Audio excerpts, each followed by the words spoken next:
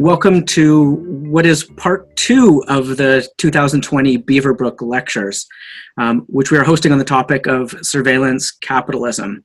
I'm Taylor Owen. I'm the professor of public policy at McGill University and the director of the Center for Media, Technology, and Democracy. Every year, the Beaverbrook Foundation sponsors a lecture at the intersection of communications, media, and society at McGill. And it's our honor to put on this year's hosted at the center. The Beaverbrook Lectures are an annual event, and previous lectures have included Angela Davis, Al Gore, Seymour Hersh, Naomi Klein, and Gore Vidal. Quite an illustrious group.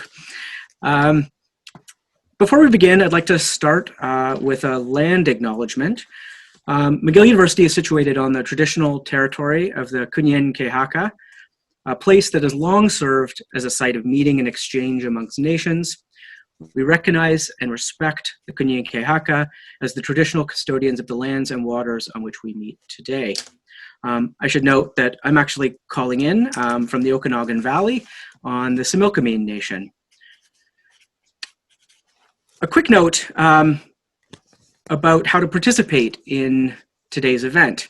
We'll be recording it and posting it to our website, just so you know that's happening. And details for that can be found in the chat room if you want to share that video later. You can submit questions through that chat at any time. We'll be watching for those. And we'll be reading some questions submitted in advance by students who've all been reading Cory's work diligently. And so it's my pleasure to introduce our speaker, Cory Doctorow. Cory is a science fiction author, an activist, a journalist, and he's just written a book called How to Destroy Surveillance Capitalism, which you can find online for free. This book engages with the concept of surveillance capitalism that Shoshana Zuboff spoke to us last week about. But he argues, as you'll hear, that instead of worrying about the behavioral modification side of surveillance capitalism, which Zuboff accentuates, we should instead focus on the economic and political power of big tech. The talk will conclude with a conversation with McGill's own Gabriella Coleman, the Wolf Chair in Scientific and Technology Literacy here at McGill, and a professor in the Department of Communication Studies. Again, we've solicited questions from students, and she will bring those into our conversation with Cory. Cory, a really warm welcome to McGill, and we can't wait for your talk. Merci, thank you. Good morning. Bonjour.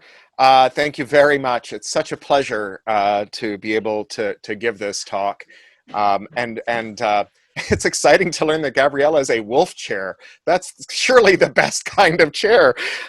So I assume that if you're tuning into this talk, you're at least cursorily familiar with Professor Zuboff's work on surveillance capitalism. You may have tuned in last week to her lecture, you may have read her book, or you may have read some of the articles that she's written, some of the scholarly work, or maybe you saw the now widely viewed Netflix documentary, The Social Dilemma. And there is much that I disagree with in her philosophy and her hypothesis about surveillance capitalism. And that's mostly what this talk is going to be about. But I wanted to open up by talking about the stuff that we absolutely firmly agree on, which is that big tech is controlling our lives and that this is really bad. After all, companies are not wise kings. Our world and our lives are better when we get to exercise self-determination, when we get to examine several options for what we can do in our lives and choose the option that suits us best. The surveillance capitalism hypothesis says that companies control our lives through the highly automated data mining tools that they deploy, and that this allows them to manipulate us for money. And that's where we part ways. I mean, I do think that they control us, but I think that the way that companies control us is through monopoly, not mind control. I don't think companies can reliably control our actions by spying on us and then manipulating us. To the extent that this works at all, the effects are very small and also very short-lived. I mean, take the most notorious example. When Facebook performed an unregulated, non-consensual psychological experiment on 60 million users, where they encouraged them to go out and vote during an election. And they found that they did motivate several 100,000 of them to go and vote. But as an effect size, it's 0.4%. So they performed this non-consensual psychological experiment and observed a highly reliable effect size of 0.4%. That effect size is not very big. It can make a big difference in a tight election, but it's not very big in and of itself.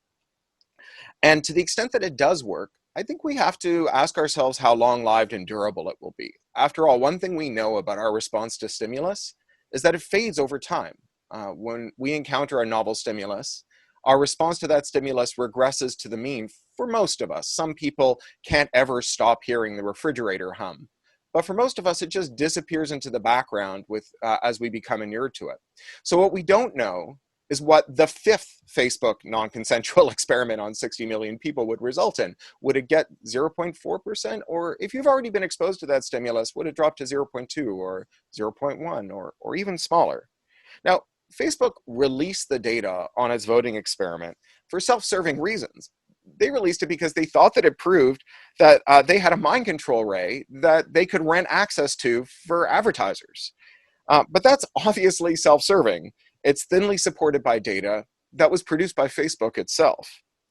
And even if we don't believe that Facebook has a mind control ray, from that experiment, we can draw some other conclusions, like Facebook performs non-consensual psychological experiments on millions of people. And we can ask ourselves, is this a company that deserves to be in charge of the social, political, educational, civic, economic, and romantic lives of 2.6 billion people? And from there, it's a pretty short trip to asking whether anyone should have that power. It's instructive to follow the trajectory of our belief in big tech's power to manipulate us. That belief originates with big tech itself, with marketing claims that they make to advertising agencies and other intermediaries, where they say, look, if you direct your customers to buy ads with us, we will do very well by them. They bolster those claims with things like patents. Now, software patents, if you're not familiar with them, are different from the historic form of patent, where you might imagine a patent examiner getting a small model of a machine in the post and examining it to make sure it works and cross-checking it with the claims in the patent and deciding whether to grant the patent. That's not how software patents work. Software patents really amount to puffery. If you claim that you can do something, they'll give you a patent for doing it. Now, that's changing thanks to some important court decisions, but the fact that a claim appears in a patent doesn't tell you anything about whether it's true. And then we have these spun experiments. We got 300,000 people to go out and vote, as opposed to we got 0.4% of our test subjects to make a minor alteration in their behavior.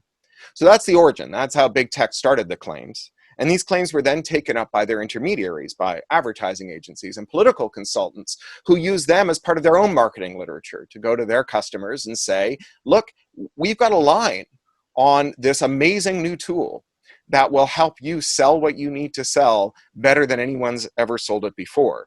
And those customers then took up the claim.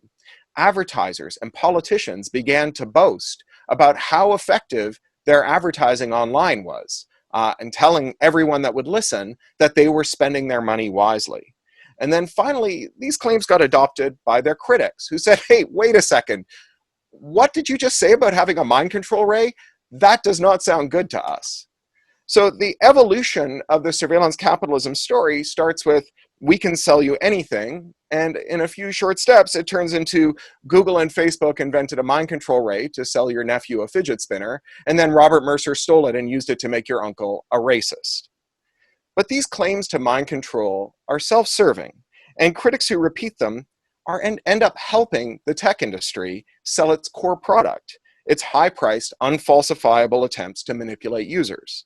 Remember, up until now, everyone who's ever claimed that they have the power to manipulate our minds turned out to be either deluded or a liar.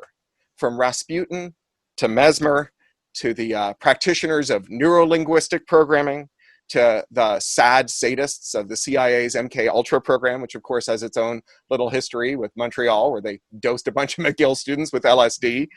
And then finally, the even sadder phenomenon of pickup artists. Extraordinary claims require extraordinary proof. And the only thing extraordinary about the proof that for big tech's claims is how extraordinarily thin they are. The predictions that are made by micro-expression systems have been repeatedly shown to underperform a coin toss. And the top sentiment analysis tools are no better. Think of the one that Jigsaw made. That's Google's elite moonshot program. Jigsaw made a tool that was beyond incoherent. And as an example of how badly this performed, consider Sarah Jiang. She's a tech journalist and lawyer, cyber lawyer, who has been subjected to an enormous amount of gendered and racial harassment. So she decided to take Jigsaw's sentiment analysis, remember this is the industry leader, out for a spin to see whether it could rate the harassing comments that she'd received correctly. So she gave it one that had haunted her. And it came back with a perfect 10 score. Nothing wrong with this, not hostile in any way. So how did it fail to miss the comment? You judge for yourself whether it's an adequate way to analyze sentiment. The comment that she fed to it was, I'm going to rip out every one of her hairs and twist her tits off. That is the comment that Jigsaw's top sentiment analysis program decided held no aggression. Indeed, the whole area of psychographics, including the big five personality types that were at the core of Cambridge Analytica's marketing claims, are, in the words of a Nature review, a scant science that has been most thoroughly developed by Facebook's own sales team and their claims to potential advertisers. Big tech's defenders and detractors, confronted with this, are apt to counter that the fact that ad tech makes billions is enough to tell you that it must work. Who would spend money on it if it wasn't doing its job? But one thing that we know about the capitalist moment that we live in is selling something useless doesn't mean that you won't make a lot of money at it. Whether that's vitamins, which, a very careful study has shown that taking your daily multivitamin either does no good or could actually be harming you. Or for a more high stakes version of this, think about hedge funds. Hedge fund managers consistently underperform simple index funds, but they still rake in trillions of dollars from the most sophisticated investors on earth who would make more money if they just took their savings and stuck it in a Vanguard low load fund. Hell, hedge fund managers lose money often enough that in many cases, if you're a rich person trying to figure out what to do with your millions, you should just stick them in your mattress. And yet these loser hedge fund managers, they make millions. And most of them, maybe even all of them, think that they're good at their jobs.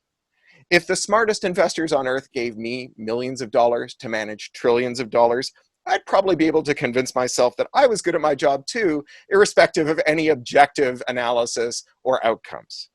Likewise, techies and their bosses, who are after all some of the highest paid people on earth, are convinced that they're good at bypassing our cognition to influence our behavior. And so do their customers, the people who buy their putative mind control rays. But in the absence of hard evidence, we should treat these guys as latter-day Rasputins, convinced that they can change our behavior, convinced that it's moral for them to do so, some of the great villains of history, but deluded about what is really going on. So, what's really going on? Well, I say it's the same thing that's been going on since the Gilded Age. Monopolies. Even when you get big tech and its critics to admit that there is a problem with monopoly, they say that these are natural monopolies driven by network effects. When you look at how big tech got big, you don't see a lot of evidence of these natural monopolies driven by network effects. I mean, think of Google. Google is a company that absolutely dominates the planet, but the way that it attained that dominance was not by making products that leveraged its deep data wells in order to expand them into new markets, as we're often told. Every product that Google has made internally, except for 1.5 of them, has failed. Google has made one successful search engine and a pretty good Hotmail clone, half. Everything else they've made internally, a failure. Everything that they've done that succeeded, they just went out and bought. From their ad tech stack to YouTube to everything else that you rely on today, including Android, those are all acquisitions. That's Moneyball, not network effects. And for all that we hear that they have an awful lot of data, and that this provides a competitive advantage, it's hard to understand where that competitive advantage springs from. I mean, if you know that 15 years ago I bought something, what does that help you do today? Except for maybe if you wait 10 more years, sell me a roof if the thing that I bought 15 years ago was a roof. Yes, you can train a voice assistant if you have a lot of longitudinal voice data, but this does not account for the vast gap between the capital assets of these companies and their market capitalization. Instead, I'm going to say that that vast gap represents a bet by investors that monopolies can extract monopoly rents. Now, that's not to say that Google's deep data silos and the other deep data silos of other tech companies are not harmful. They are harmful. I mean, 15-year-old data may not help you sell me anything, but it surely could be compromised. It could be something that you could use to compromise me in some way. And it's still harmful because it leaks, because it can be used for discriminatory practices like digital redlining, where people of color are offered worse financial products than people who can be identified from their data stream as being of more privilege and therefore having more options for where they borrow their money from. And of course, it's very useful for state surveillance. Now, one of the questions when we talk about surveillance capitalism is whether we should be worried about state surveillance or private surveillance. And I think that the important thing to note here is that the reason that private companies get away with such reckless, overreaching collection and retention of our data is because of state surveillance, because states thrive by taking data from private companies and putting them to state surveillance and state control measures. We see that historically, where we look at the Snowden leaks and we see that the NSA and other intelligence agencies around the world were just plundering the data being collected by every tech platform. But we see it today right out in the open, where you have Amazon, through its Ring division, having made this surveillance doorbell that it can network together to create a grid of street-level surveillance across whole cities. And its marketing program for these is to ask the police to go and sell these into their communities as kind of pitchmen for Amazon in exchange for warrantless access to all of this video feed. And so if you're worried about private surveillance, the thing you should wonder is why our states aren't curbing it. And the answer is state surveillance. And if you're worried about state surveillance, but you're sanguine because you think that Google are a bunch of super geniuses who just want to show you better ads, you should still be alarmed, because all of that stuff that's being gathered to show you ads is being plundered by our governments. Now, that's not to say that tech doesn't have some network effects. They do have network effects, but network effects are double-edged swords when we're talking about technology, thanks to a really important concept called interoperability. Interoperability, very simply put, is when one thing works with another. Like, you can buy your socks from one company and your shoes from a different company. You can buy your bread from one company and your butter from another company. Interoperability is latent in the structure of everything that we do. But with technology, there's a special kind of interoperability. There's something called competitive compatibility. That's when you make a new product or service that plugs into an existing product or service, not only without permission from the people who made it, but against their wishes. And we see in the history of tech's dynamism and in its ability to actually do good for us, many instances of competitive compatibility. It's a kind of recurring motif.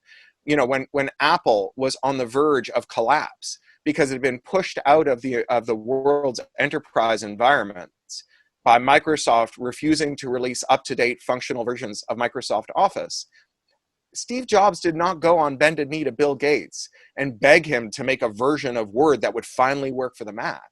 Instead, he deployed a team of engineers to reverse engineer the entire Microsoft Office suite and build the iWork suite, Pages, Numbers, Keynote, that could read and write all of those Office files. And as soon as he did, well, the world was his oyster. Because instead of being a Mac user who had to choose between the environment of a Mac and interoperability with the much wider world of Windows users, now you could have both, right? The fact that Windows had installed Office on every computer in the world, and that you now had a way to generate Office documents without using Windows, meant that instead of Windows having a walled garden, they had a feedlot. They had a bunch of potential Apple customers, all neatly arrayed for them within a fenced garden that Apple could go in and pick people off one at a time. And that's when you see Apple's much vaunted switch campaign. It's easier than you ever thought to switch to a Mac. You can take all your Windows documents with you. And it's not just them. You know, think about the early days of the Zuckerberg empire. You know, when Facebook was first opening up and moving beyond the campus, it faced a really serious problem. That problem was MySpace. Every person who knew why you might want to use social media in the world was already a MySpace customer. And MySpace was owned by this rapacious, ruthless billionaire called Rupert Murdoch, who wasn't going to let them leave. Instead, what he tried to do was tighten the fence around his walled garden. So what did Facebook do? They made a MySpace login tool. If you had formerly been a MySpace user and you preferred Facebook's cleaner interface, rather than having to choose between Facebook's interface and all your friends on MySpace, you could go to Facebook and write messages that they would autopilot into MySpace without MySpace's permission. And then when your MySpace friends replied to your account there, they would scrape those replies and put them back in your Facebook inbox. So that the walled garden, again, became a feedlot. It became an all-you-could-eat smorgasbord for potential Facebook customers to whom Mark Zuckerberg could make the offer, all of your MySpace friends, none of MySpace's crummy user interface. Part of the story of every tech company, from Microsoft to Google to Apple to Amazon to Facebook, is this competitive compatibility. But monopolies have allowed companies that have grown up through this interoperability to pull the ladder up behind them and shut down interoperability so that no one can do unto them what they did to the dominant actors when they arrived. We see patents, anti-circumvention, enforceable terms of service, and now in the US Supreme Court, you have Oracle suing Google to make APIs a copyrightable work, which would shut down almost all interoperability without permission. And you can see in this way that monopoly is a major distorter of public policy because this is not to the public's advantage. Now, we live in a world where public policy is more important than ever because we are surrounded by technical questions that we have to resolve in order not just to thrive, but to survive, to make it through to the next day. And those questions are highly technical and not questions that you and I can answer for ourselves, whether that's the 737 MAX and whether you should get back on it now that it's flying in the sky again, whether it's food safety and whether you can take your Thanksgiving turkey and still eat it 3 days later, whether it's you should wear a mask, whether you should get an experimental vaccine, whether your kids are getting a decent education through their distance ed programs. All of those questions cannot be answered by you personally. I mean, you might be very bright. You might be able to go and get a degree in aviation safety. You might be able to decompile the software in the 737 MAX. But then you have to do it again for vaccines. And then you have to do it again for education. And then you have to do it again for food safety. And when you're done with all that, you have to figure out whether the anti-lock brake system software in your car is safe, whether the reinforced steel joist over your head that keeps the ceiling from falling down is adequate, and whether the alloys that are specified by your safety codes are good or not. So distortions in public policy are a really big deal because the way that we navigate these policy questions is not by doing the research. It's by having a process that is legible, a process whereby you have neutral regulators who hear expert claims from people who have differences of opinions about how these things should be answered, who document those differences, who recuse themselves when they have conflicts of interest, who show all of their working when they come to a conclusion, and who have a process for reopening those conclusions in the event that there's new evidence or in the event that there's some flaw that can be demonstrated in their reasoning.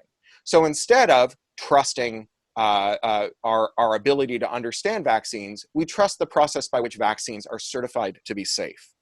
Now, those processes by which these important technical questions can be answered have each been distorted as monopolies have invaded more industries. And the number of industries that have been monopolized has been growing at an insane clip. So here's a short list of some monopolized industries that are down to 5 or 6 companies, sometimes 2, sometimes even just 1. Pharmaceutical development, pharmaceutical insurance, pharmacies, US health insurance, appliances, athletic shoes, defense contracting, film production, cinema operation, music production, trade book publishing, book selling, stationery, eyeglasses, LASIK, enterprise software, car parts, glass bottles, one supplier, car parts, or rather rental cars, hotels, aviation, rail, logistics, accounting, mattresses, oil, beer, spirits, champagne, cowboy boots, professional wrestling, and candy, all reduced to a tiny handful of companies. What does it look when you have a regulatory proceeding that is dominated by an industry that is concentrated like this? Well, let's go back to West Virginia in 2018. When you think of West Virginia and industry, you probably think of coal, but actually the biggest industry there is chemical production. And because of monopolies, they're dominated by one company, Dow, right? Obviously the big chemical giant, also horrific war criminals who should someday face a human rights tribunal. And the question that was before the state legislature in West Virginia in 2018 was whether they should relax the limits on how much pollution runoff from certain chemical processing plants should be allowed in the drinking water, in the water table. There are national standards that are set in the United States for how much of this stuff you can put in drinking water before it's unsafe.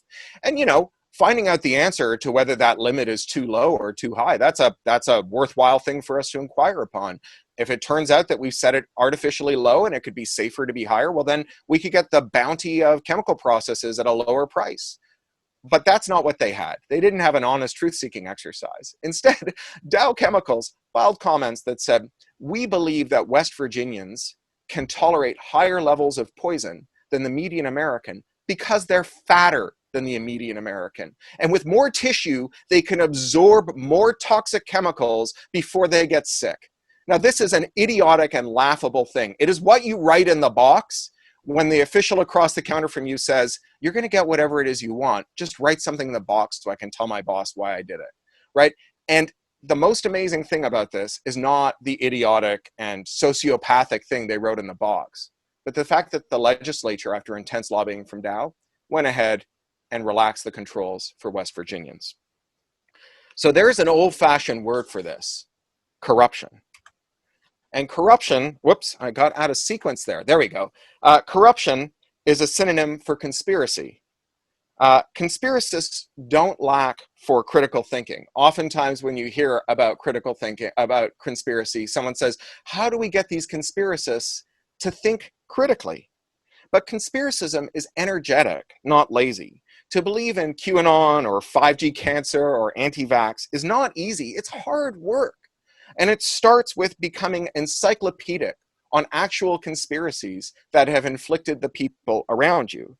And once you know that stuff, well, you can start discrediting any account of official truth. You can say, well, if I can't trust the process, then everything that the process produces is suspect.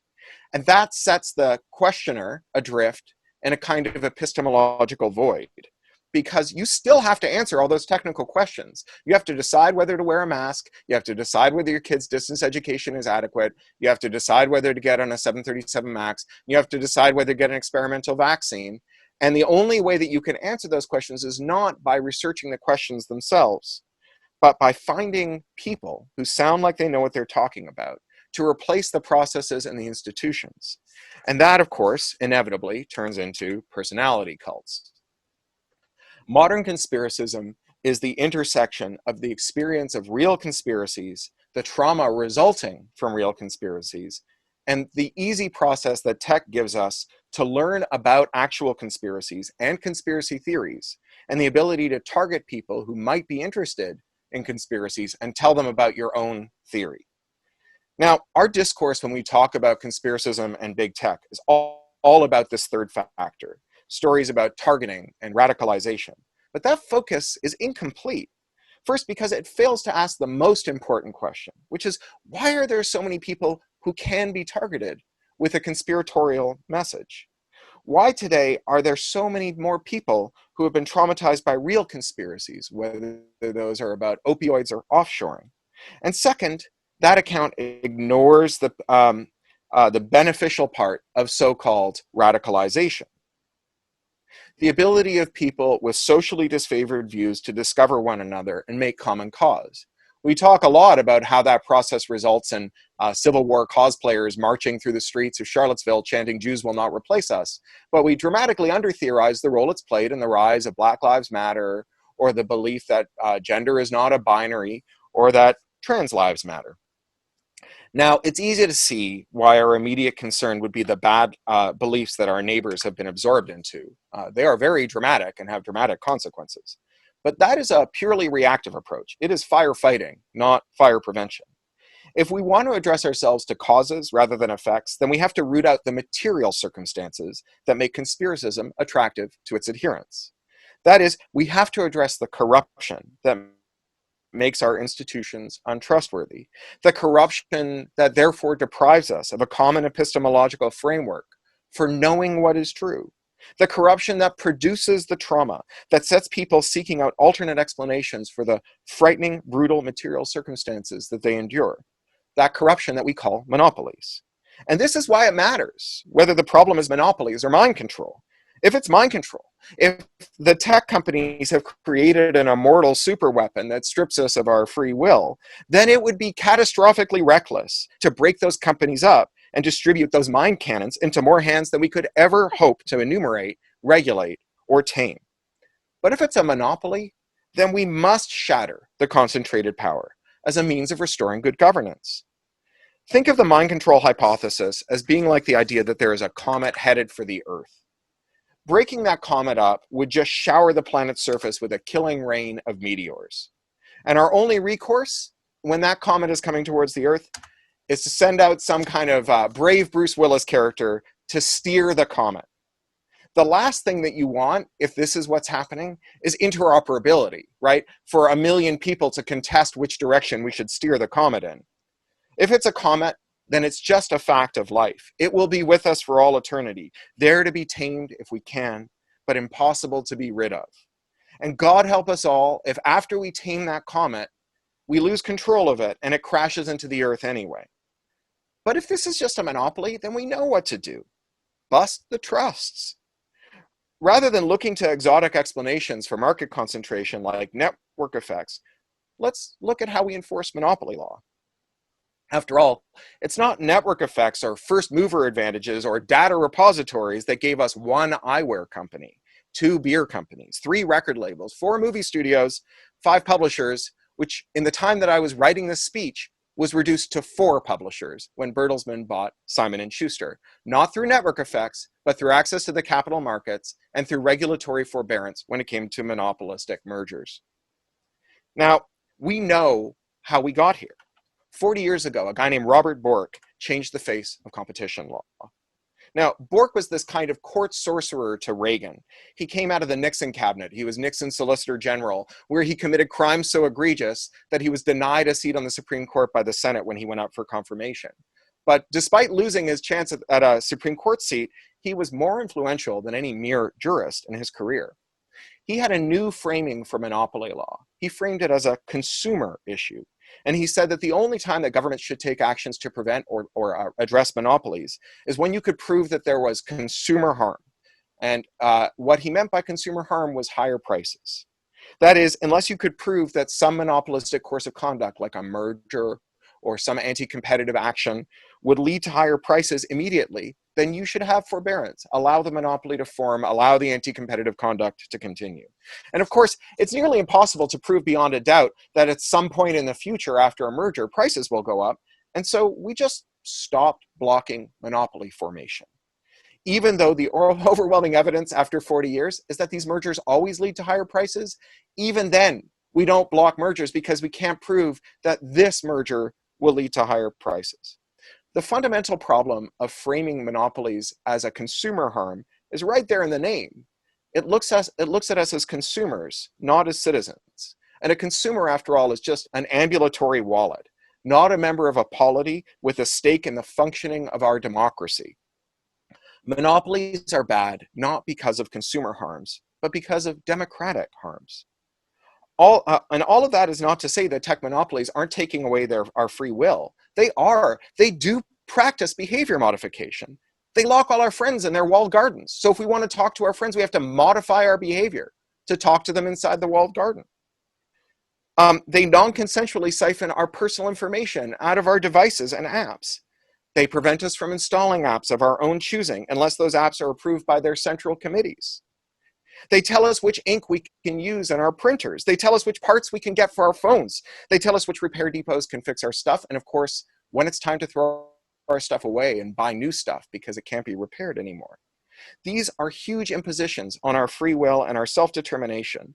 And while many of them depend on odious, irresponsible, grossly harmful surveillance, it's not all a surveillance problem.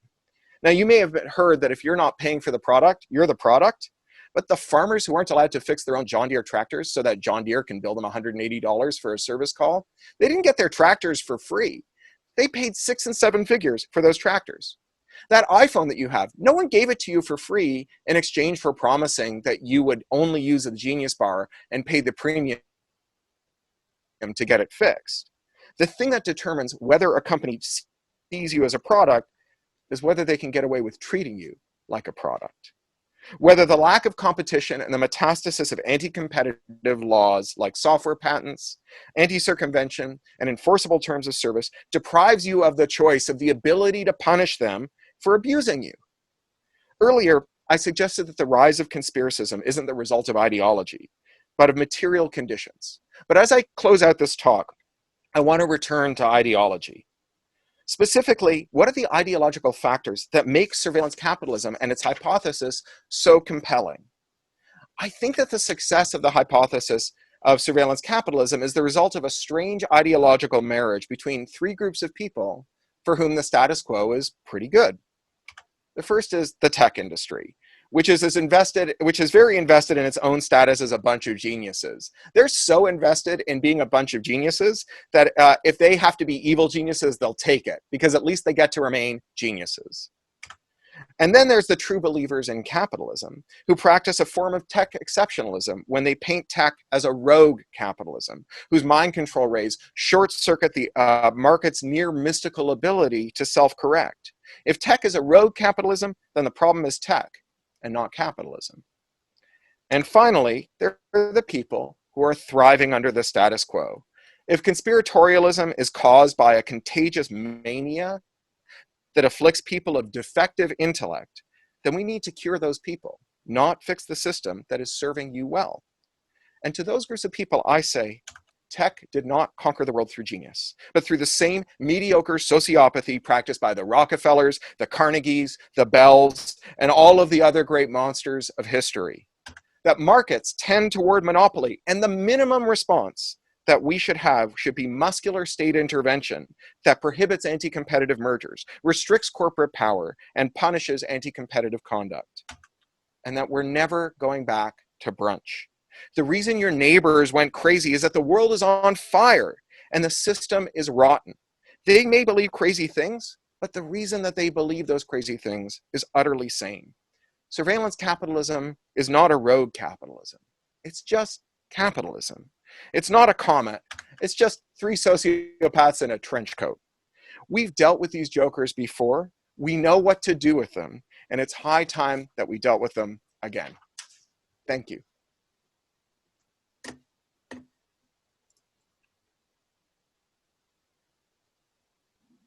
Thanks, Cory. That was really great. And what we're going to do is I'm going to just start with a question. I've got a couple from students, and I'd also really like those that are in the chat to start asking away. Yeah, I'm digging into those myself. Yeah. So, my question concerns short-term versus long-term solutions. I mean, you make a really convincing case that there is a root problem that is affecting many different sectors, and in fact, breaking up companies, whether it's in technology or the chemical industry, is imperative for fixing some social ills.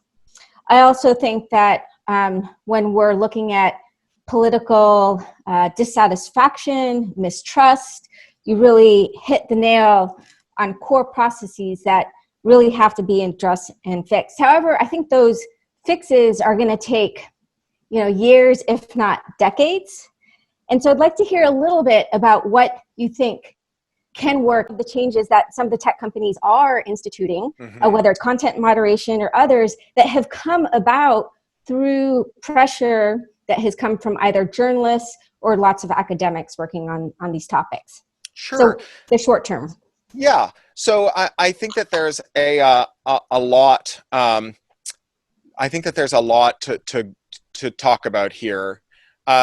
You know, the Orwell said, "Jam yesterday, jam tomorrow, no jam today," right? That this is the fundamental problem of like revolutionary promises, and so I hear what you're saying. I think that we do have a bunch of immediate courses of action we can use to stem the tide on monopoly. So, for example, we could just halt anti-competitive mergers tomorrow, right?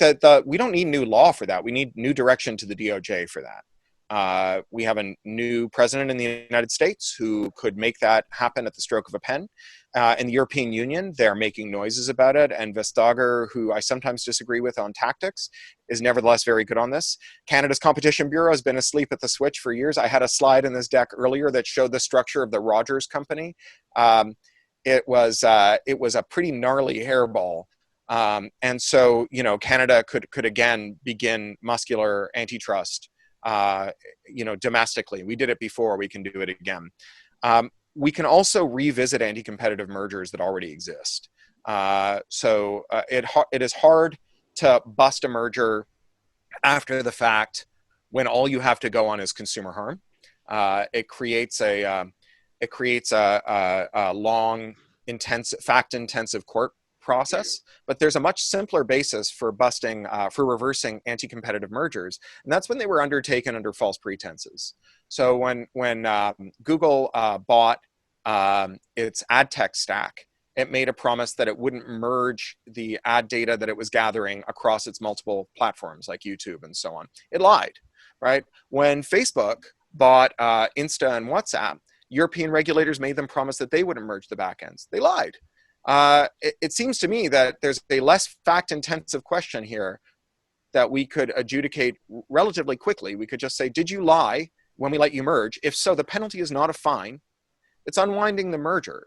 And we've seen Facebook's own response to this. There was a leak where Facebook's response to a potential unwinding order from the EU on Insta and WhatsApp was we spent so much money merging these backends after promising you that we wouldn't, after lying, that it would be unfair to make us spend even more money to unwind. You've just made my case for me, right? I get a force multiplier out of this. This is pour encourager les autres, right? You know, if it turns out that the penalty is not just that you have to unwind the merger, but you have to unwind the merger no matter how expensive it is, even if it means that you don't declare a dividend for the next 10 years because you're paying for it on the installment plan, great. No one is ever going to do this stuff again because they know what the penalty looks like. So that's all for starters. I think in terms of a more muscular approach, something that you could use proactively, I like the idea of an interoperator's defense, something that says, like, notwithstanding any existing law, software patents, copyrights, anti-circumvention, and so on, it is an absolute defense to modify, repair, or improve an existing service on behalf of a bona fide user for a reason that doesn't violate any other law. So you need a good privacy law because otherwise people will violate it in Cambridge Analytica ways. But you know, that needn't pass as a statute. It could become a procurement requirement. I think our governments could and should say, you know, we're just not going to buy like Google Classroom for our classes if we can't be promised that we can make these modifications, not because we care about monopolies, but because we want to spend the people's money wisely, right? We could say, like, we're not going to buy any more iPads for our school district unless you promise us that we can always sideload the apps that we need if you someday decide that they're in bad odor with you, the way you just did with Fortnite, so that we just don't end up with, you know, 50,000 glass bricks that don't run the apps that our learnware is based on. That's just prudence, right? And where we do see companies that are settling antitrust claims, I think that this is a very good settlement element that we might say before we have a statute. We might say, if we're going to let you off the hook for violating monopoly law, the penalty includes you being stripped of your power to do anti-competitive things. And so, you know, it's not the whole story, but it does open some space. You know, investors call the businesses that big tech is in and the adjacent businesses to it the kill zone. And these are businesses with like double-digit year-on-year growth and tens of billions of dollars in profit, and no one will invest in a direct competitor. Well, if you knew that you could turn the walled garden into a feedlot the way that Apple did and Amazon did and Google did and Facebook did, I think there would be investment in that. I think that we would see real competitive challenges. Thanks for that answer. I have a couple follow-up questions, but I'm going to reserve them for later Okay. because I could access you directly, and there's some Sure. really good questions coming in from the audience. So this is from Isadora Monroy, who actually works on the intersection between state surveillance and kind of corporate surveillance. So this is what she asks. Is surveillance capitalism compatible with democracy? Seems like you make a more direct critique about democracy by introducing the issue of corruption. So would true, i.e. uncorrupted democracy and surveillance capitalism coexist? Or is mass surveillance state or capitalist by definition anti-majoritarian so that it should not? Yeah, well, I think maybe we come at it from different frames, but here's what I think. It's really clear that unrestricted surveillance and retention on the commercial side has negative externalities that the companies don't bear. I mean, just look at all the breaches, right? There's just no question that this is a really serious set of externalities that are put into the public purse. And so good policy, at a kind of minimum, a good policy seeks to require firms to internalize their externalities, their harmful externalities. So we have to ask ourselves, well, why do we have bad surveillance policy? Like, why did the EU, which is, often very good on tech, pass the retention directive that not only failed to curb surveillance, but required surveillance as part of its war on terror? Well, I think the answer is that monopolies allow concentrated industries to extract monopoly rents, and they also solve the collective action problem of how to deploy those monopoly rents to serve a parochial benefit. And so, I think you can think of this as Dow Chemicals getting permission to put more toxic waste in your drinking water. Is that compatible with democracy? Well, clearly not, right? But how do we make it compatible with democracy? How do we know that we have a well-regulated chemical industry? Because, I don't know about you, but like my house has cleaning products in it. My car's engine has lubricants in it. Like there are chemical processes. This laptop that I'm talking to you on involves a lot of very intense chemical processes. I don't want no chemical processes. I want well-regulated ones. And, the Brandeisian pre-Bork idea of monopoly was not just, preventing prices from going up. It was allowing us to adjudicate intense technical questions without having those adjudications turn into auctions that will always be won by the people with the most parochial benefit. With the people with the concentrated benefits. I mean, corruption, another way to frame corruption is concentrated benefits and socialized losses. And where you have diffused losses, when everyone downstream of my chemical effluvia needs to go and buy a water filter or bottled water to drink, I get the excess rents from not having to stop my pollution, which I can spend to lobby for legalizing even more pollution. And you get, and the people who live downstream of me, we're going with the screen here, and the people downstream of me, they actually have to bear an expense in relation to it if they want to counter my lobbying. And even if they could, they also have to solve the collective action problem of everyone downstream from me agreeing that that's what they want to do. Okay, so I'm going to ask a question and add a little more to it. So the question is very straightforward, and then let me add my addition. So this is from Seth. Is the topic too abstract to capture popular political imagination? And so then my additional comment / question is, indeed, I think one of the reasons why there's so much focus on conspiracy is, first of all, it's just fun to think about, right? It's kind of at some level easy to communicate. And while your proposal in some ways is also recommending that we trust tech experts to be a kind of core part of the process of adjudication, nevertheless, we do have to kind of convince the public that currently the accent is on the wrong problem, and we need to move that accent. So you are a fiction writer, right? You work in the creative arts. How would you propose to kind of, what's your vision of a kind of creative public relations campaign to try to get people on your team? Yeah. So that's well, too. Yeah, I'll tell you what how I think this becomes an issue of public concern, and how we go from just this just being this like parochial argument about mind control, raise, and monopolies, and how it becomes like an actual movement. I always think of the work of my colleague and friend James Boyle, who's a copyright scholar at the Duke University.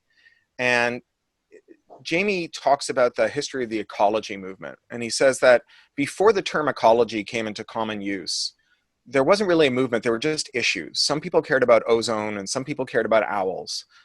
But if you care about the ozone layer, it's not obvious that you are in the same movement as people who care about owls. Maybe you think they're doing important work and you like what they're doing, but they're not fighting your corner and you're not fighting their corner. The term ecology turned 1,000 issues into a single movement with 1,000 ways to get involved. And I think that that's what we're on the verge of in respect of monopoly. That there are so many people who've been harmed in so many ways, right? Like, professional wrestling fans are up in arms over the fact that this like Trumpist billionaire, Vince McMahon, bought all of the wrestling leagues, folded them into his league, now, deprived all his workers of health insurance by misclassifying them as independent contractors the way Uber does. And they're all like dying of work-related injuries in their 50s, and they're on GoFundMe begging for pennies so they can die with dignity. And there are a bunch of pro wrestling fans who think that they're angry at Vince McMahon. But Vince McMahon is too stupid to be a cause. He's an effect. He's the effect of allowing the worst, most sociopathic impulses of industry leaders to play out without check, to go on and to make these anti-competitive mergers that allow him to eventually dominate the market and not have to compete for the best performers. And so, if we can someday convince those people that they care about the ozone layer and we care about owls and we've got each other's corner, that if you care about the fact that there's only 2 major brewers or, a couple of major distillers or, in the UK and to a lesser extent Canada, there are a lot of people really angry at the big 4 accounting firms because they were signing off on the audit statements of Carillion, which covered a lot of the outsourced elements of both Canadian and British government administration. And they had billions of dollars in liabilities and millions of dollars in assets. And they had covered up that massive over leverage with the complicity of the big 4 accounting firms who were selling them consulting services at the same time as they were signing off on their audits. And when they collapsed, local government across huge swaths of the UK just collapsed. Now, people think they're pissed off at Ernst & Young and PricewaterhouseCoopers.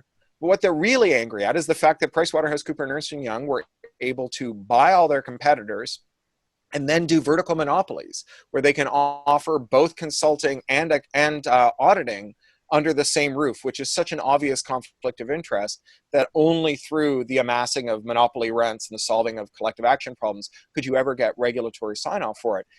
And I can do this all day, right? We just saw that McKinsey counseled Purdue Pharma, the Sacklers pharmaceutical company that made Oxy, that after they had been subject to a misdemeanor settlement over deliberately addicting people that limited their ability to market Oxy in a way that would maximize their sales, one of the things that McKinsey pitched to them was that rather than going direct to doctors or pharmacists, they could offer a bounty to distributors of $14,000 for every person who overdosed on the pills that they sold, right? So there are people who are like incredibly angry about this stuff. And the story we need to tell them is not the argument about mind control, raise, and monopolies. The story we need to tell them is that monopolies across the board are what's doing this. After all, industry concentration is the handmaiden of wealth concentration.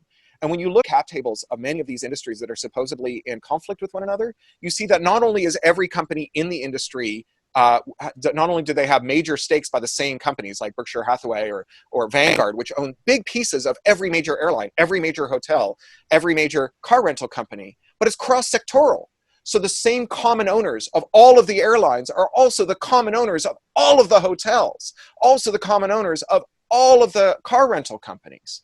And so, if you're upset that your auntie who flies for Delta is being forced to risk her life without adequate PPE, you're angry at monopoly.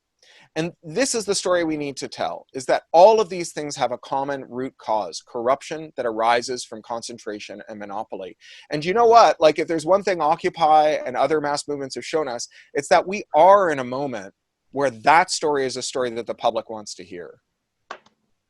I think that's a great answer. And, one of the really telling moments in your talk is when you listed all the different industries, right, that are monopolies. Cowboy boots was one I did not know. Yeah. But Tony Lama, what a dick. that means there's lots of different groups who are being affected, right? And so the trick is learning how to tap into them and connect them, which in certain respects is what you answered. All right, I'm going to ask two questions that are complementary to each other, even though they're quite different, just so I get more questions in. And after I ask these, I'm going to ask some from students who pre-submitted questions. Okay. So one question comes from Jonathan Stern, who's a colleague of mine. He says, great talk, two questions. A lot of your solutions are at the national level. Do you think there also is a need for international regulation? And your talk focused on monopolies, but in some cases, is the issue the profit motive? Might there be cases where people have rights to communication, like they have rights to healthcare, and the profit extraction gets in the way of providing decent service to the population? So that's one question. The other one is by Angus Fletcher.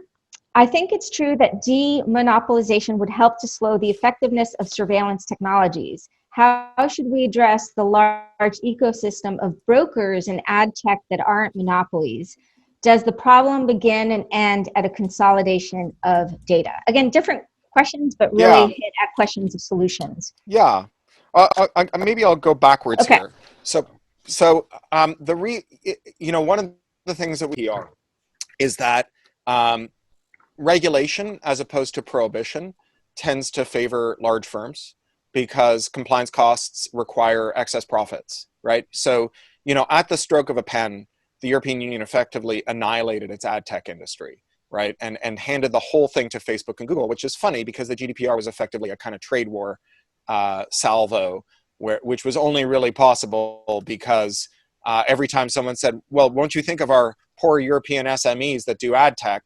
The commission said, that's not who we're here for. We're gunning for Facebook and Google. They're interlopers from across the ocean. They don't have stakeholders here except for Nick Clegg and his $4 million a year salary. Screw him, right? And the other thing that we learned from the GDPR is that the worst actors in the ad tech stack were not Google and Facebook. They were the SMEs, right? Because they're not playing an iterated game. Facebook, for all of its swagger, move fast and break things, Facebook is risk averse. Because they have a lot at stake. They could, if a misstep in ad tech could cost them their fintech launch, right? They're launching their cryptocurrency, and that's a really big dollar element. Or it might cost them their ability to play a role in contact tracing, which is again another massive potential contract and source of new data, and just a way to cement themselves in our lives. The same with Google, right? Google needs to strike a balance in a way that someone playing a non-iterated game doesn't, right? If you've got 6 months of runway in the bank, in 6 months you're either profitable or you're out of business. And if you go out of business because you got sued for the thing that you did to get profitable, it's a wash, right? So those smaller actors, they kind of draft on the bad policy that is bought and paid for by the bigger actors. The thing that stops or that allows them to do excessive data collection and retention and to evade liability are laws that are passed that are very, very broad, that are lobbied for heavily by Google and Facebook and other big tech surveillance platforms, but that Google and Facebook and so on only use selectively. Right? They actually go beyond the letter of the law, but they lobby for something that is kind of future-proofed and gives them a lot of wiggle room. And so within that wiggle room, you get it being exploited by the smaller players. This is actually pretty common. So if you look at like anti-circumvention, which is the thing that makes it illegal to bypass digital rights management, a copyright law, that's the Canadian version, which was passed by the Tories in 2012, and the American version that was passed in '98 under Clinton. They were just lobbied by the entertainment industry. It's movies and music that got us DRM law, maybe a little video games on the side. But everyone has found that they're super useful, right? You can, like Abbott Labs, is a giant med tech company in Silicon Valley, uses DRM law to shut down people who modify their glucose monitors to work with their insulin pumps, right? So because they want to be able to like have the exclusive license to decide what integrations exist and who can pay for them and so on. It's just a way of profit maximization. And I have been in rooms, right? I did a inter-industry roundtable on the Hill after the Trump election in 2016, where it was Chatham House rules, and they had representatives, lobbyists for all of these major industries that were using DRM. And the big one is automotive. They use DRM to make sure that you only use their mechanics, so they can charge a giant premium for getting your car fixed, and also periodically tell you that your car is irreparable and you have to throw it away and buy a new car, which is a great deal for the manufacturer. And everyone else in the room slowly got a sense that this was a hill that they didn't want to die on. That, you know, you can do anything you want to Americans except tell them that they're not allowed to soup up their cars. Do that and they will never forgive you. And at that point, all of the reps from all the other industries turned around and said, you know, maybe we should ask the Department of Transport or the National Highway Traffic Safety Board to just ban DRM in cars, rather than risk a lawsuit in which the whole law would be overturned because it had been brought into disrepute and because it had been abused. The contours of it that are nakedly unconstitutional, but that are rarely invoked because you have these conservative companies that want to preserve this through their iterated game, those contours would be put in front of a judge, and a judge can invalidate the law. And this is often the case, right? The people who want this weapon will wield it parsimoniously so as to preserve it. And the people who draft on their regulatory coattails don't care. And so they swing the weapon wildly, and that's when the weapon gets banned. And so that's the position of these smaller ad tech companies. And, you know, the GDPR has yet to do meaningful enforcement against big tech. The big tech is wildly out of compliance with the GDPR, but it still has had major advantages. You know, one of the things that we've seen already is that small and medium publishers in the EU are moving from behavioral ads to context ads. So rather than doing a spot auction for people who've previously, you know, or you know, for whoever will spend money to reach this reader, instead they do spot auctions for anyone who wants to advertise alongside an article about socks or chemical waste or whatever. And because they don't have to give a 50% VIG to the ad tech stack, and because there is this consent regime where you don't see ads and getting twice as much money for those ads. And they're you know, the Dutch national broadcaster did this, and they were up like 80% year on year in the second month they did it. And so, you know, it's imperfect. And I saw there was a question about Canada's privacy law. To the extent that it has this like very explicit consent framework, I think that it can really put its thumb on the scales for this. The question about profit motive, it's, you know, these smaller companies are easier to let me start again. Disorganized sectors that are filled with small and medium-sized enterprises or individual practitioners are easier to win regulatory victories over or legislative victories over than very concentrated sectors. So the history of Medicare is really interesting. You know, the Canadian drive for Medicare was mostly successful because individual doctors were the primary targets of the Canadian Medicare drive.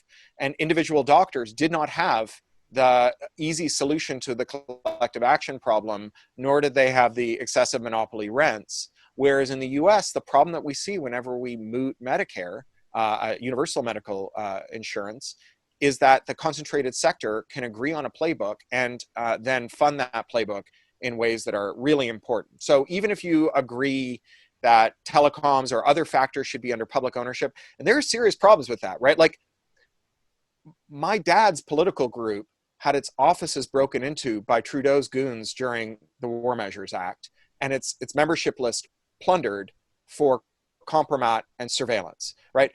There are serious problems with state provision of communication services. They're not insurmountable. It doesn't disqualify them entirely, but to blithely say that if we move this into state control, everything will be fine is to ignore the surveillance experience of you know, the Black Panthers in Canada, of radical groups in Canada, of anti-pipeline and Indigenous activists in Canada right now, who are being subjected to unlawful surveillance by our domestic surveillance apparatus. So, you know, like, I don't want the RCMP to get their hands on this. I once had an amazing meeting with the head librarian for the Vancouver system, for the Vancouver Public Library, who I don't know if she's still there, but she was the first person to be promoted from the IT side and not the library side.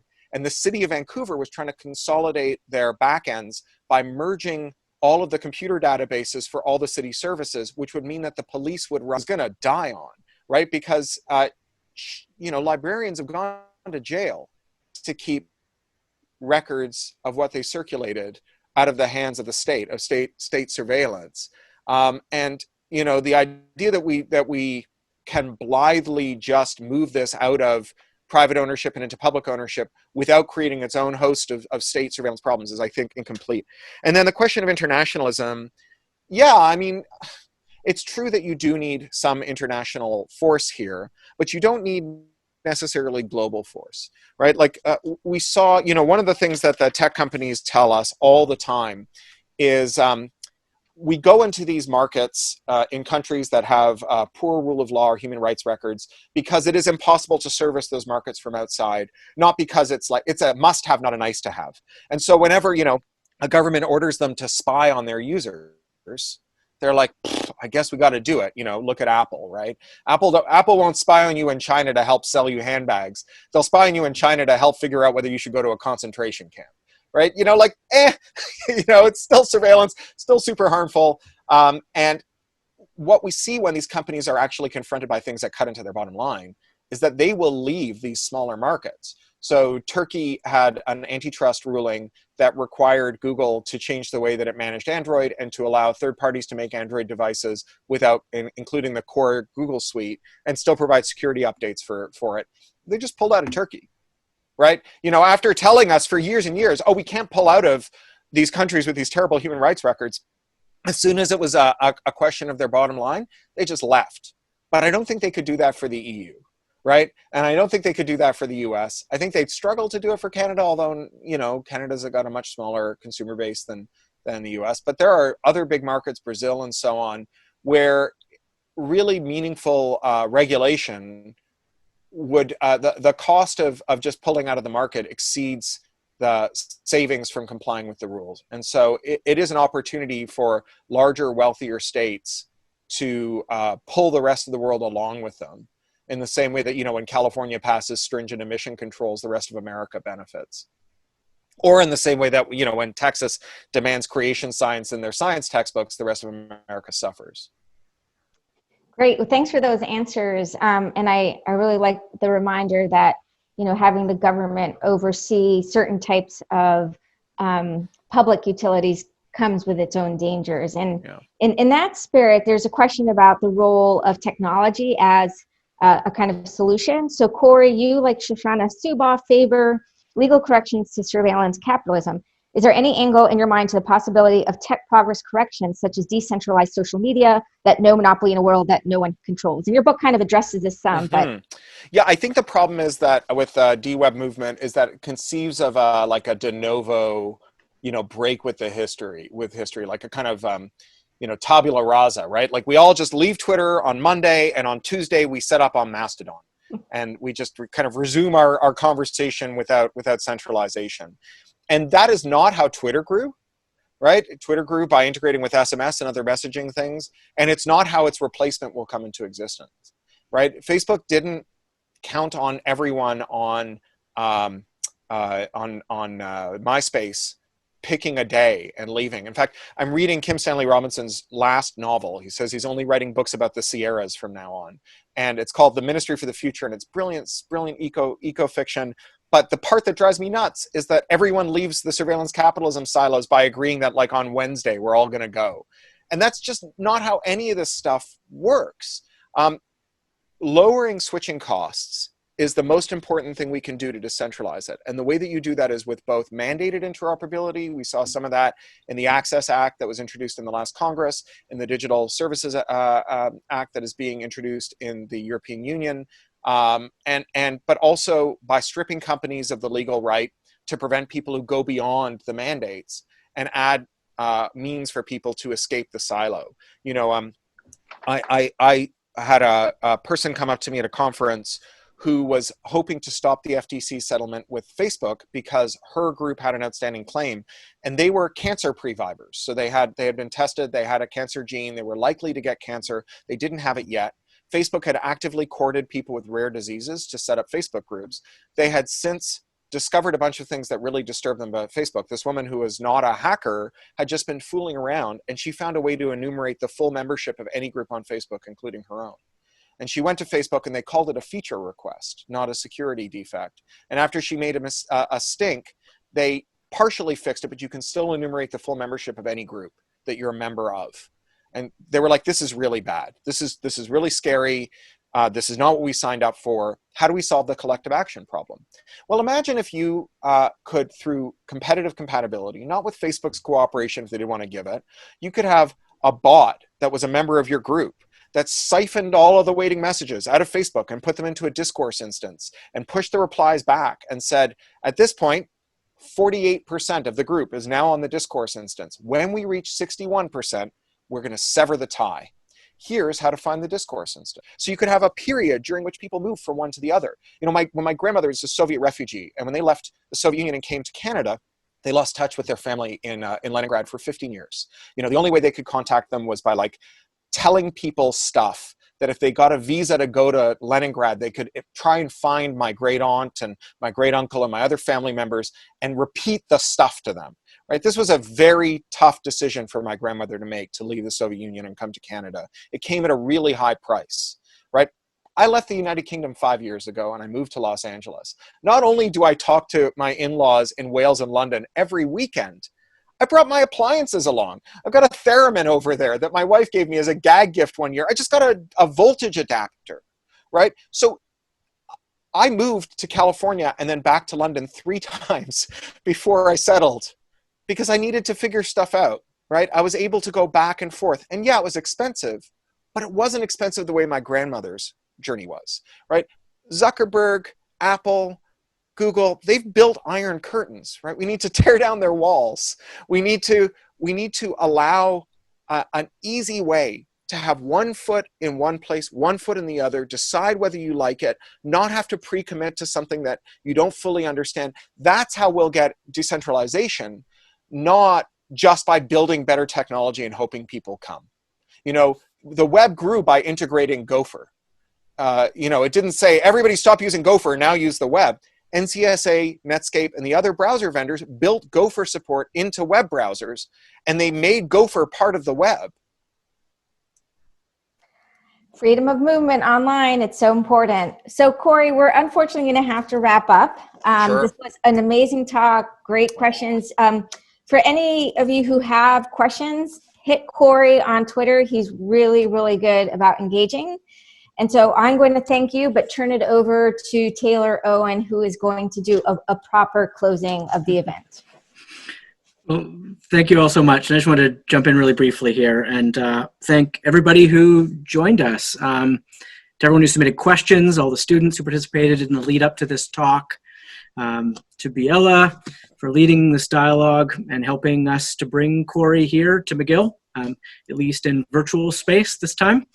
To my colleague Sonia Solomon, who worked behind the scenes to make all of this happen over the past month, and of course to you, Cory. I think a sign of a mature public discourse is the ability to challenge its own orthodoxies or emerge or to stay out of falling into orthodoxies. And I think doing so is critical. It makes these ideas stronger. It helps us wrestle with what are ultimately these really big challenges we're facing in this conversation in the tech space.